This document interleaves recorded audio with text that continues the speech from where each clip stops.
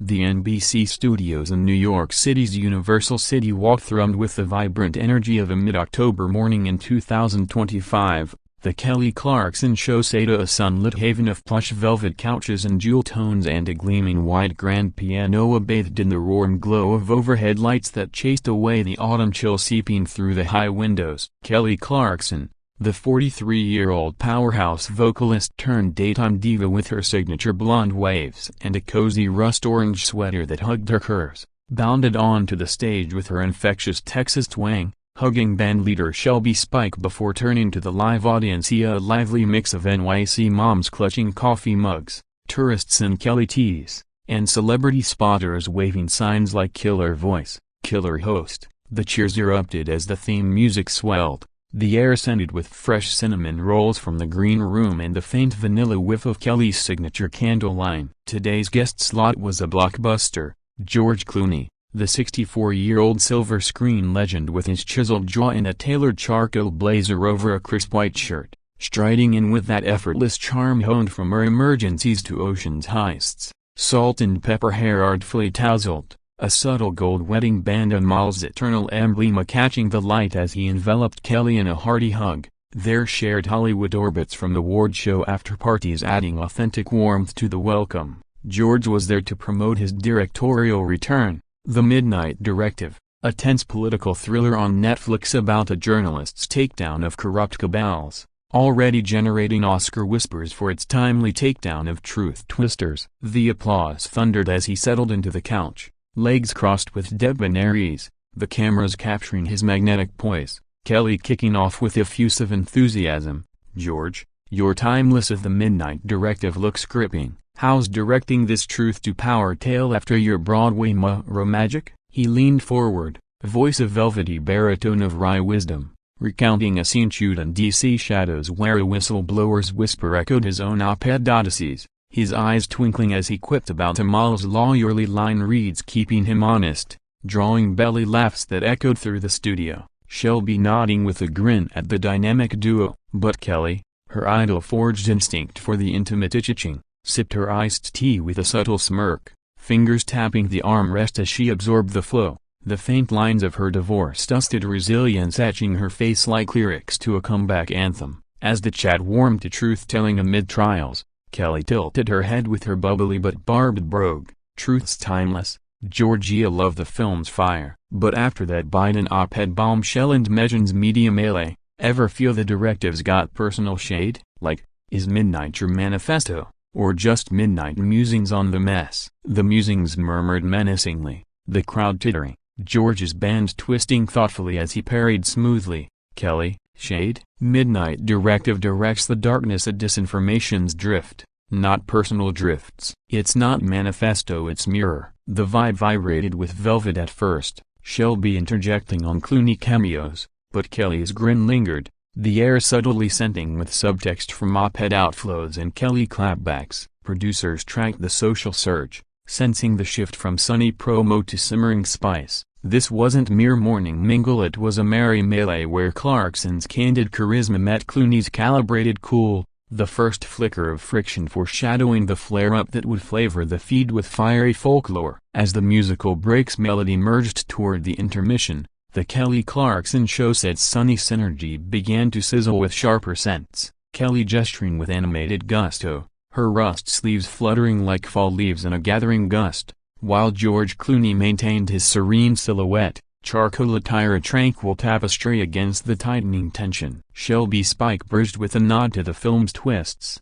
"George, that whistleblower wiry edge of seat, spill on scripting those shadow deals." George obliged, tone tranquil as he traced the plot to post-Watergate whispers, his passion perfuming soft sighs from the seats. Kelly's shadowy savvy, hanging harmonious. But Clarkson, her vocal veteran radar ringing like a rehearsal run through gone raw, rustled a tablet into view, its screen scrolling X-roasts branding his op-ed as smug scribe. "Savvy, stellar, but let's taste the tea. Your directive dazzles disinformation, yet that Times takedown on Biden." Fans flip for the fighter, but foes fume its filtered filibuster. Broadway magic sans Megan's media directive, or just a director's dig? The dig dived deeply, the audience's hum honing into hushed heat, a smatter of ooze from the stalls stirring with sly sympathy as George's band gleamed, his voice veiling velvet to velvetine. Dig, Kelly. The dig was the disinformation, the dredging doubts on democracy, not personal digs. Midnight mirrors the mess, not my memos. Clarkson's cackle cracked like a contestant's comeback. Mess, your mess-free ocean's odds, elixir empires. I clawed from idle obscurity to this oasis without an Oscar's oxygen. Your oxygen's opulent, but some sip it sip shinier for the shade it sells. The cell stung sweetly, Shelby's woe, vocals rising evaporating in the ether as George's jaw kindled, posture perking like a pulse pounding. Sells? You sell the sob story, yes, a shilling, the spotlight that scorched my sanity, scorched my siblings. Your idol idolizes the underdog I'm directing for the democracy's dawn, not the dollars. The seats splintered, Snickers sinking with steadfast shifts, Kelly advancing undaunted, her twang thickening. Don't, or dawdling, directing Dazzle while dropping de Gersa, that's the directive, some direct as two-toned tease.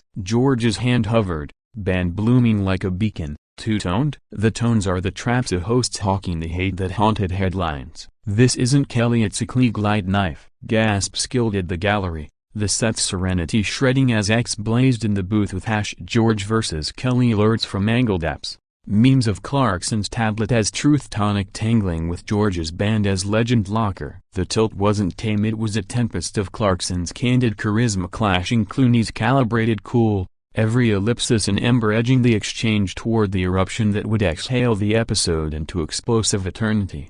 The set's summit scorched like a sudden spotlight surge, the NBC clock crowning 10:58 a.m. as Kelly Clarkson crested with commanding clarity, her rust silhouette swelling with the swell of seasoned scrutiny, voice vaulting velvet to verity.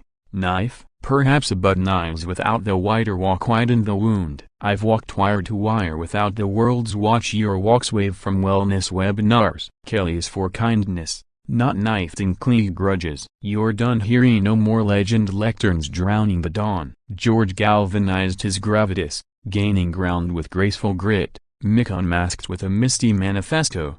Done? Your dawns dimmed by derision, the deriding directors for demographics. Viewers, venture visions that validate, not vanquish. The gallery geysered into gale force glee and grief, a whirlwind of Kelly's killing it.